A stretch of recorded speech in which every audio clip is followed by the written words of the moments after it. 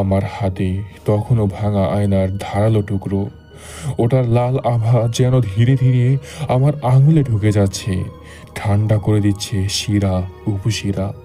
সুমন একপাশে দাঁড়িয়ে হাঁপাচ্ছে, কিন্তু তার চোখ অন্য কিছুতে আটকে আছে। আমি তার দৃষ্টি অনুসরণ করতেই দেখতে পেলাম কালো জাদুকর রবীন্দ্রনাথ দাস। সে এখন আর মানুষের মতো নেই। তার শরীর থেকে ধোঁয়ার মতো কালো শাখা বেরিয়ে মাটিতে বিছিয়ে গেছে, যেন শ্মশানের প্রতিটি কবরের সাথে তার যোগসূত্র আছে। মুখে সেই শীতল নিচু হাসি। তোমরা কি ভেবেছ আমার থেকে পালানো যাবে? মাটি ফেটে ফেটে উঠতে লাগলো কঙ্কাল, আধা পচা দেহ আর ছায়া আত্মা।